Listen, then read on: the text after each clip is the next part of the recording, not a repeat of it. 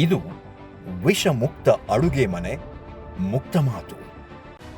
ಕೇಂದ್ರ ಸಾಂಬಾರು ಮಂಡಳಿ ನಿರ್ದೇಶಕರಾದ ಪ್ರಸನ್ನ ಕೆರೆಕೈ ಅವರು ಇಂದಿನ ನಮ್ಮ ಸರಣಿಯ ಅತಿಥಿ. ಅವರು ಸಾವಯವ ಕೃಷಿ ಉತ್ಪನ್ನಗಳನ್ನು ಉಳಿಸಿ ಬೆಳೆಸೋದ್ರಲ್ಲಿ ಸರ್ಕಾರದ ಪಾತ್ರದ ಬಗ್ಗೆ ನಮ್ಮ ಜೊತೆ ಮಾತನಾಡಿದ್ದಾರೆ. ಬನ್ನಿ ಕೇಳಿಬರೋಣ. ಅಡುಗೆ ಮನೆಗೆ ಬರಬೇಕಾಗಿದ್ದರೆ ಆಹಾರ ಬೆಳೆಯೋ ಜಾಗದಿಂದ ರೀಸೈಕ್ಲಿಂಗ್ ಆಗ್ತಾ ಬರಬೇಕು ಅಂತ ನನ್ನ ಅಭಿಪ್ರಾಯ.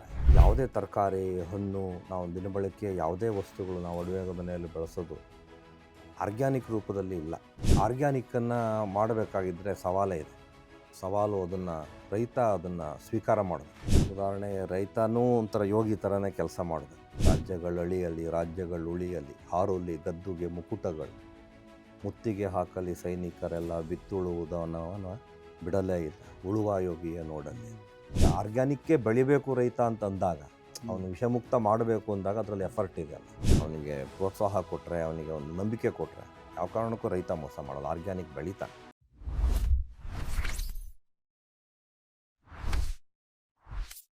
ನಮಸ್ಕಾರ. ವಿಷಮುಕ್ತ ಅಡುಗೆ ಮುಕ್ತ ಮಾತು ಸರಣಿಯ ಈ ಸಂಚಿಕೆಗೆ ನಿಮ್ಮೆಲ್ಲರಿಗೂ ಕೂಡ ಸ್ವಾಗತ.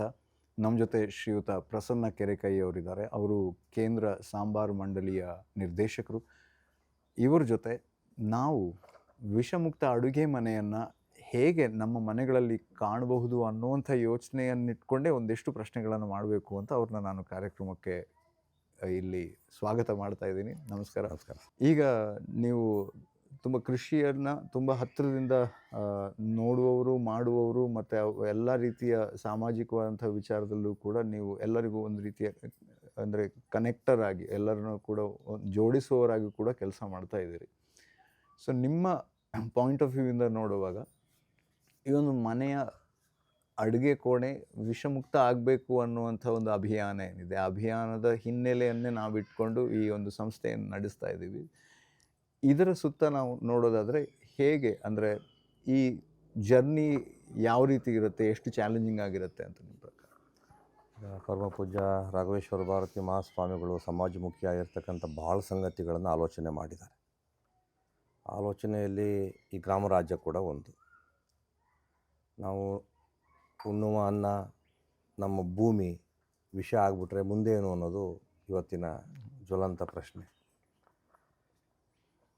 ಆಹಾರ ಅಡುಗೆ ಮನೆಗೆ ಬರಬೇಕಾಗಿದ್ದರೆ ಆಹಾರ ಬೆಳೆಯೋ ಜಾಗದಿಂದ ರೀಸೈಕ್ಲಿಂಗ್ ಆಗ್ತಾ ಬರಬೇಕು ಅಂತ ನನ್ನ ಅಭಿಪ್ರಾಯ.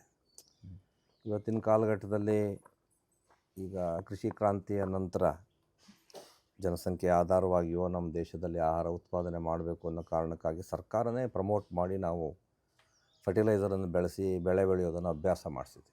ಇವತ್ತಿಗೂ ಭಾರತ ಸರ್ಕಾರ ಅತ್ಯಂತ ಜಾಸ್ತಿ ಸಬ್ಸಿಡಿ ಕೊಡೋವಂಥ ಒಂದು ಪಾಯಿಂಟ್ ಇದ್ದರೆ ಅದು ರಾಸಾಯನಿಕ ಗೊಬ್ಬರಕ್ಕೆ. ಪರಿಸ್ಥಿತಿ ಆ ಥರ ಇದೆ. ಅದನ್ನು ಪೂರ್ತಿ ತೆಗೆಯೋದಕ್ಕೆ ತಕ್ಷಣಕ್ಕೆ ಆಗೋದಿಲ್ಲ. ನೀವು ಈ ಗುಡ್ ಪ್ರಾಕ್ಟೀಸನ್ನು ತುಂಬ ದಿನ ತಗೊಂಡು ಸಮಾಜಮುಖಿಯಾದಂಥ ಆಲೋಚನೆಗಳನ್ನು, ಜಾಗೃತಿ, ಆಂದೋಲನ, ಜನಜಾಗೃತಿ ಭಾಳ ಮುಖ್ಯ. ಆ ಥರದ ಮಾಡಿದಾಗ ಮಾತ್ರ ಇದನ್ನು ಅಪೋಸಿಷನ್ನಿಗೆ ತಗೊಂಡು ಹೋಗೋದು ಸುಲಭ ಆಗುತ್ತೆ. ಮೊದಲನೇದಾಗಿ ಯಾವುದೇ ತರಕಾರಿ, ಹಣ್ಣು, ನಾವು ದಿನಬಳಕೆ ಯಾವುದೇ ವಸ್ತುಗಳು ನಾವು ಅಡುಗೆ ಮನೆಯಲ್ಲಿ ಬಳಸೋದು ಆರ್ಗ್ಯಾನಿಕ್ ರೂಪದಲ್ಲಿ ಇಲ್ಲ. ಪಾರ್ಟ್ ಆಫ್ ಫರ್ಟಿಗೇಷನ್ ಇಲ್ಲದೇ ಯಾವ ಬೆಳೆನೂ ಬೆಳೀಲಿಕ್ಕಾಗಲಾರದ ಸ್ಥಿತಿಯಲ್ಲಿ ನಾವಿದೆ. ಫ್ಯಾಕ್ಟ್ ಇದು, ಅನಿವಾರ್ಯ ಇದೆ. ಒಂದು 30%, 20% ಅದನ್ನು ಕಡಿಮೆ ಮಾಡ್ತಾ ಬಂದರೆ ಬಂದು ಗುಡ್ ಪ್ರಾಕ್ಟೀಸನ್ನು ಕಡಿಮೆ ಆಗುವ ಹಾದಿಯಲ್ಲಿ ಇದೀವ. ಏನಾದ್ರು ಬದಲಾವಣೆ ಈಗ ವರ್ಷಗಳು ಕಡಿಮೆ ಆಗುವ ಹಾದಿಯಲ್ಲಿ ತುಂಬ ಸವಾಲುಗಳು ರೈತನಿಗಿದ್ದಾವೆ. ಕಾಸ್ಟ್ ಆಫ್ ಪ್ರೊಡಕ್ಷನ್ನು, ನೀವು ಬೇರೆ ಗೊಬ್ಬರಗಳನ್ನು, ಈಗ ಉದಾಹರಣೆಗೆ ಈಗ ಹಸುಗಳನ್ನು ಸಾಕಿ ಗೊಬ್ಬರವನ್ನು ಮಾಡಿಯೇ ಅವನ ಬೆಳೆಯನ್ನು ಬೆಳಿಬೇಕು ಅನ್ನೋ ಪಾಯಿಂಟಿಗೆ ಬಂದಾಗ ಅದು ಕಾಸ್ಟ್ ಆಫ್ ಪ್ರೊಡಕ್ಷನ್ ಜಾಸ್ತಿ ಆಗುತ್ತೆ. ಆಕಳನ್ನ ಸಾಕಿ ಅದೇ ಗೊಬ್ಬರದ ಮೂಲಕ ಕೃಷಿ ಮಾಡ್ತಕ್ಕಂಥದ್ದು ಒಂದು ಸವಾಲು ಇವತ್ತಿನ ಕಾಲದಲ್ಲಿ. ಎಕ್ಸ್ಪೆಂಡಿಚರ್ ಇದೆ ಅದಕ್ಕೆ. ಅದಕ್ಕಿಂತ ಕಡಿಮೆ ಕಾಸ್ಟ್ ಜಾಸ್ತಿ ಆಗುತ್ತಾ, ಎಫರ್ಟ್ ಜಾಸ್ತಿ ಆಗುತ್ತಾ? ಎರಡೂ ಆಗುತ್ತೆ. ಕಾಸ್ಟು ಜಾಸ್ತಿ ಆಗುತ್ತೆ, ಎಫರ್ಟು ಜಾಸ್ತಿ ಆಗುತ್ತೆ. ಈಗ ಉದಾಹರಣೆಗೆ ಆರ್ಗ್ಯಾನಿಕ್ಕನ್ನು ಮಾಡಬೇಕಾಗಿದ್ದರೆ ಸವಾಲೇ ಇದೆ. ಸವಾಲು ರೈತ ಅದನ್ನು ಸ್ವೀಕಾರ ಮಾಡಬೇಕು. ಉದಾಹರಣೆಗೆ ರೈತನೂ ಒಂಥರ ಯೋಗಿ ಥರನೇ ಕೆಲಸ ಮಾಡಬೇಕು. ಈಗ ಕುವೆಂಪುರವರು ರೈತ ಗೀತೆಯಲ್ಲಿ ತುಂಬ ಚೆನ್ನಾಗಿ ಹೇಳಿದ್ದಾರೆ. ರಾಜ್ಯಗಳು ಅಳಿಯಲಿ, ರಾಜ್ಯಗಳು ಉಳಿಯಲಿ, ಹಾರುಲಿ ಗದ್ದುಗೆ ಮುಕುಟಗಳು, ಮುತ್ತಿಗೆ ಹಾಕಲಿ ಸೈನಿಕರೆಲ್ಲ ಬಿತ್ತುಳುವುದವನವನ ಬಿಡಲೇ ಇಲ್ಲ ಉಳುವ ಯೋಗಿಯ ನೋಡಲಿ. ಯಾಕೆ ಆ ಥರದ ಒಂದು ಯೋಗಿ ಅಂತ ಕರೆದ್ರು ಅಂದರೆ ಒಂದು ಡೆಡಿಕೇಶನ್ ಅಷ್ಟಿತ್ತು ಸಮಾಜಕ್ಕೆ ಅನ್ನ ಬೆಳೆದು ಕೊಡೋದಕ್ಕೆ. ಉದಾಹರಣೆ ನೋಡಿ, 10 ಚೀಲದಕ್ಕಿಂತ ಜಾಸ್ತಿ ಆರ್ಗ್ಯಾನಿಕ್ನಲ್ಲಿ ಭತ್ತ ಬೆಳೆಯೋದು 1 ಎಕರೆ ಕಷ್ಟ ಇದೆ. 30 ಚೀಲ ಆಗಬೇಕು, 25 ಚೀಲ ಆಗಬೇಕು, 50 ಚೀಲ ಆಗಬೇಕು ಅಂತಂದರೆ ಅದಕ್ಕೆ ಫರ್ಟಿಗೇಷನಿನ ಅನಿವಾರ್ಯತೆ ಇದೆ. ರೈತ ಅವನು ಬರೀ ಬೆಳೆ ಬೆಳೆದು ಕೊಡೋದಕ್ಕೆ ಬೇಕಾಗಿರ್ತಕ್ಕಂಥ ಅವನನ್ನು ಆ ಥರದ ಮಾನ್ಯತೆಯಲ್ಲಿ ಸರ್ಕಾರಗಳು ನೋಡಲಿಲ್ಲ. ಅವನು ಸಂಸಾರ ಇದೆಯಲ್ಲ, ಅವನ ಜೀವನ ಕ್ರಮ ಇದೆಯಲ್ಲ, ಅದು ಅದು ಅದು ಈಗ ನೋಡಿ, ತೋಟಗಾರಿಕಾ ಬೆಳೆ ಹೊರತುಪಡಿಸಿ ನಾನು ಅಕ್ಕಿ ಬೆಳೆದು ಭತ್ತ ಬೆಳೆದೇ ನಾನು ಜೀವನ ಮಾಡ್ತೀನಿ ಹೇಳ್ತಕ್ಕಂಥ ಒಬ್ಬ ರೈತನೂ ಈಗ ನಮ್ಮ ಪ್ರಾಂತ್ಯದಲ್ಲೇ ಸಿಗಲಿಕ್ಕಿಲ್ಲ. ಅಂದರೆ ಲಾಭದಾಯಕ ಅಲ್ಲ. ಗೌರ್ಮೆಂಟಿನ ಪಾಲಿಸಿಗಳು ಕೂಡ ಈ ಥರ ಆಹಾರ ಬೆಳೆ ಬೆಳೆಯೋದಕ್ಕೆ, ಅದನ್ನು ಆರ್ಗ್ಯಾನಿಕ್ ಬೆಳೆಯೋದಕ್ಕೆ ಅದಕ್ಕೆ ಬೇಕಾಗಿರ್ತಕ್ಕಂಥ ಪಾಲಿಸಿಗಳನ್ನೇ ಮಾಡಬೇಕು. ಹಾಗೆ ಹಿಂದೆ ಕೃಷಿ ಕ್ರಾಂತಿ ಮಾಡುವಾಗ ಈ ಫರ್ಟಿಗೇಷನ್ ಮಾಡೋದಕ್ಕೆ ಕ್ರಾಂತಿಯನ್ನು ಮಾಡಿದ್ರು, ಆ ಥರದ ಪಾಲಿಸಿಗಳನ್ನು ಮಾಡ್ತೋ ಸರ್ಕಾರ. ಈಗ ಅದರ ಮತ್ತು ಮರು ಆಲೋಚನೆ ಮಾಡ್ತಕ್ಕಂಥ ಅವಶ್ಯಕತೆ ಇದೆ. ಭಾರತ ಸರ್ಕಾರದಲ್ಲಿ ಇದೆ ಆ ಥರದ ಆಲೋಚನೆಗಳು. ಪರಂಪರಾಗತ ಕೃಷಿ ಅಂತೇಳಿ ತೋಟಗಾರಿಕಾ ಬೆಳೆಗಳಿಗೆಲ್ಲ ಮಾಡ್ತಾ ಇದ್ದಾರೆ. ಅದು ಈ ಎಲ್ಲ ಆಹಾರ ಬೆಳೆಗಳಿಗೂ ಬರಬೇಕು ಅಂತ ನನಗೆ ಅನಿಸುತ್ತೆ. ಆ ಥರ ಬಂದಾಗ ಮಾತ್ರ ಸಾಧ್ಯ. ಅದರ್ವೈಸ್ ಟೈಮ್ ತೊಗೊಳುತ್ತೆ ಇದನ್ನು ಸರಿ ಮಾಡೋದು. ಮತ್ತು ರೈತ ತಯಾರಾಗಬೇಕು. ಅವನು ಬೆಳೆಯೋದಕ್ಕೆ ತಯಾರಿದ್ದಾನೆ ಆರ್ಗ್ಯಾನಿಕ್, ಆದರೆ ಅವನಿಗೆ ಮಾರ್ಕೆಟಿಂಗ್ ಬೇಕು.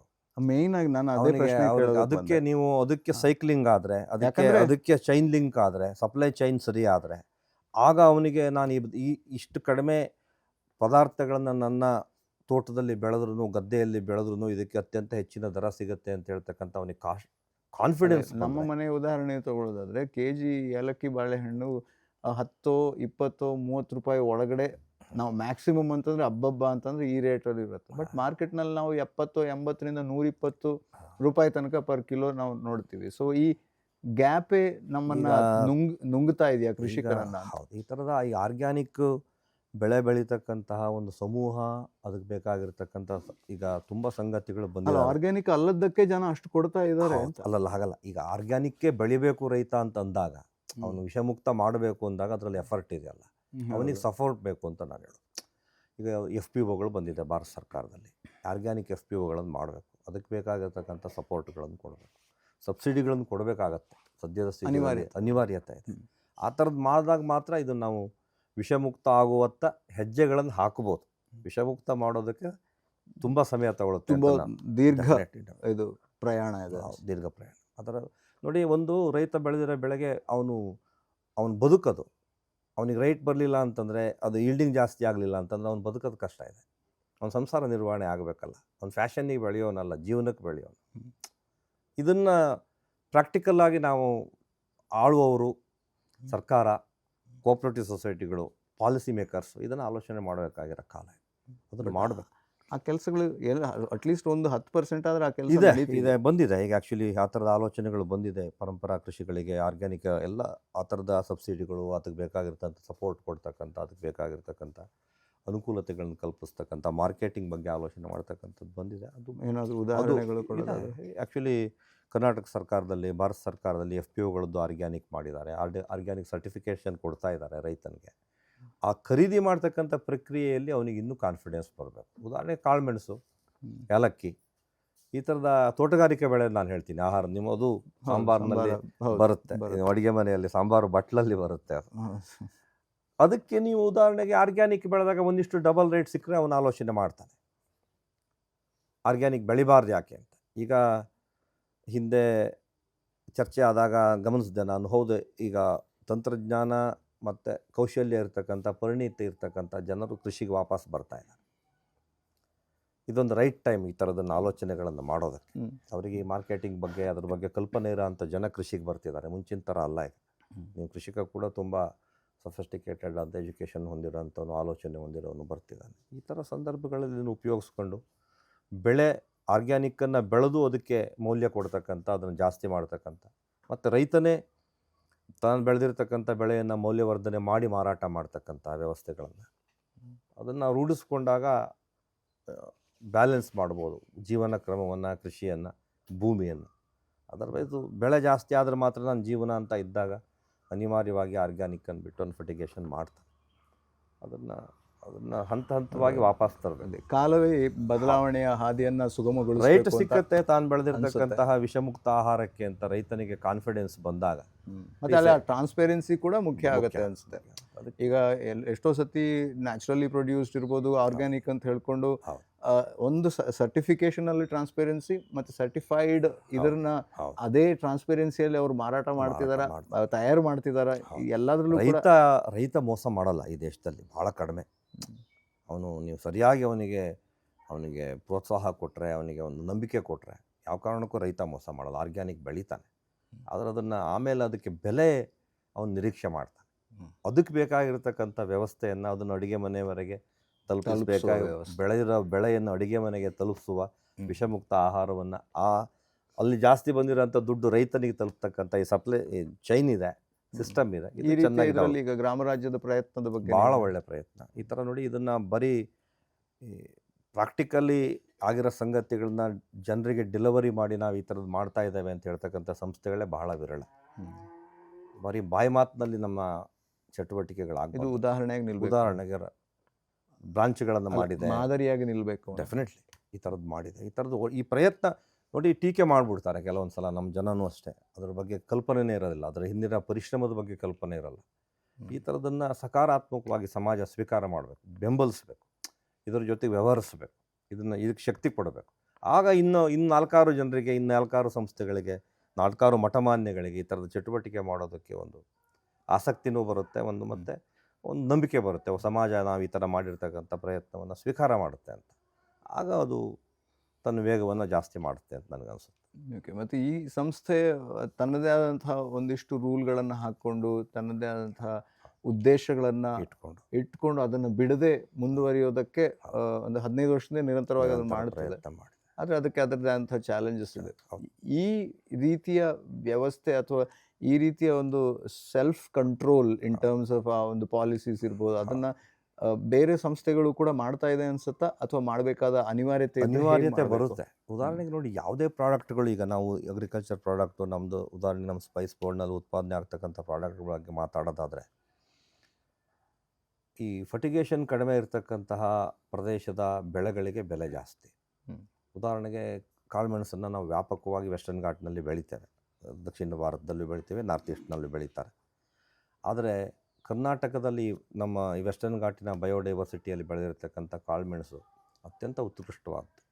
ಯಾರು ಎಕ್ಸ್ಪೋರ್ಟ್ ಮಾಡೋದಾದರೂ ಕರ್ನಾಟಕದ ಕಾಳುಮೆಣಸನ್ನು ಫರ್ಟಿಗೇಷನ್ನಲ್ಲಿ ಬೆಳೆದಿರ್ತಕ್ಕಂಥ ಕಾಳುಮೆಣಸದೊಂದಿಗೆ ಮಿಕ್ಸ್ ಮಾಡಿಬಿಟ್ಟು ಅದರ ಫರ್ಟಿಗೇಷನ್ ಕ್ವಾಲಿಟಿಯನ್ನು, ಎಕ್ಸ್ಪೋರ್ಟ್ ಕ್ವಾಲಿಟಿಯನ್ನು ಇನ್ಕ್ರೀಸ್ ಮಾಡಿಕೊಂಡೇ ಎಕ್ಸ್ಪೋರ್ಟ್ ಮಾಡಬೇಕಾದಂಥ ಸ್ಥಿತಿ ಇದೆ. ನಾನು ಯಾಕೆ ಹೇಳ್ತಾ ಇದ್ದೇನೆ ಅಂತಂದರೆ, ಇದು ನೀವು ಕಟು ಸತ್ಯ. ಕಟು ಸತ್ಯ. ಈ ಥರ ಸಂಗತಿಗಳು ಇದ್ದೇ ಇದೆ. ನೀವು ಅದಕ್ಕೆ ನೀವು ಮಾರ್ಕೆಟಿಂಗ್ ಬಗ್ಗೆ ರೈತನಿಗೆ ಕಾನ್ಫಿಡೆನ್ಸ್ ಕೊಡ್ತಕ್ಕಂಥ ಈ ಥರದ ಸಂಸ್ಥೆಗಳ ಪ್ರಯತ್ನಗಳು ವಿಷಮುಕ್ತ ಆಹಾರ ಮಾಡೋದಕ್ಕೆ, ಬೆಳೆಯೋದಕ್ಕೆ ಧೈರ್ಯ ಕೊಡುತ್ತೆ ಜನರಿಗೆ, ರೈತನಿಗೆ. ಅದರ್ವೈಸ್ ಬೇರೆ ಯಾವುದೇ ಸಂಗತಿಗಳನ್ನು ನಾವು ಚರ್ಚೆ ಮಾಡೋದ್ರಿಂದ ಪ್ರಯೋಜನ ಆಗೋದಿಲ್ಲ. ಪ್ರಾಕ್ಟಿಕಲಿ ಭಾಳ ಒಳ್ಳೆ ಕೆಲಸ. ಇದನ್ನು ಜನರ ಮಧ್ಯೆ ಈ ಥರ ಒಂದು ಅಡುಗೆ ಮನೆಯನ್ನು ಈ ಥರ ಮಾಡ್ಬೋದು, ನಾವು ಮಾಡಬೇಕು ಯಾಕೆ ಇರ್ತಕ್ಕಂಥ ಒಂದು ಈ ಚರ್ಚೆ ಪ್ರಾರಂಭ ಮಾಡಿರೋ ಅಂಥದ್ದು. ಅದಕ್ಕೆ ಪರಿಹಾರಾತ್ಮಕವಾಗಿ ನಮ್ಮ ಹತ್ರ ಈ ಥರದ ಪ್ರಾಡಕ್ಟ್ಗಳಿದೆ, ನೀವು ಬಳಸಿ ನಿಮ್ಮ ಆರೋಗ್ಯವನ್ನು ವೃದ್ಧಿ ಮಾಡಿಕೊಳ್ಳಿ ಅಂತ ಹೇಳ್ತಕ್ಕಂಥ ಒಂದು ವ್ಯವಸ್ಥೆ ನಿರ್ಮಾಣ ಮಾಡಿರ್ತಕ್ಕಂಥದ್ದು ಭಾಳ ಒಳ್ಳೆಯ ಕೆಲಸ. ಸಮಾಜಮುಖಿಯಾದಂಥ ಅತ್ಯಂತ ಒಳ್ಳೆಯ ಕೆಲಸ ಇದು ಅಂತ ಹೇಳ್ತಕ್ಕಂಥದ್ದು ನನ್ನ ಅಭಿಪ್ರಾಯ. Thank you. ಮತ್ತು ನೀವು ಸಂಬಾರು ಮಂಡಳಿಯ ನಿರ್ದೇಶಕರಾಗಿ ಕೂಡ ಕೆಲಸ ಮಾಡ್ತಿರೋದ್ರಿಂದ ಈ ರೀತಿಯ ವಿಚಾರಗಳಲ್ಲಿ, ಕೆಲಸಗಳಲ್ಲಿ ನಿಮ್ಮ ಜೊತೆಗಾರರ ಎಲ್ಲರ ಸಹಕಾರ ಕೂಡ ಅಷ್ಟೇ ಅಗತ್ಯ ಇದೆ ಅಂತ ಅನಿಸುತ್ತೆ ಅಂತ ಹೇಳ್ತಾ, ನಮ್ಮೆಲ್ಲ ಈ ಒಂದು ಕಾರ್ಯಕ್ಕೆ ಈ ಥರದ ಇದೊಂದು ಆಂದೋಲನ ಅಂತ ಭಾವಿಸ್ತೇನೆ ನಾನು. ಡೆಫಿನೆಟಾಗಿ ನಾವು ಇದರ ಒಟ್ಟಿಗಿದ್ದೇವೆ, ಅದರಲ್ಲಿ ಕೂಡ ನಮಗೆ ತೃಪ್ತಿ ಇದೆ. ನಮಸ್ಕಾರ. Thank you. ಇದು ಈ ಹೊತ್ತಿನ ವಿಷಮುಕ್ತ ಅಡುಗೆ ಮುಕ್ತ ಮಾತು. ಮುಂದಿನ ಸಂಚಿಕೆಯಲ್ಲಿ ಸಿಗೋಣ. ನಮಸ್ಕಾರ.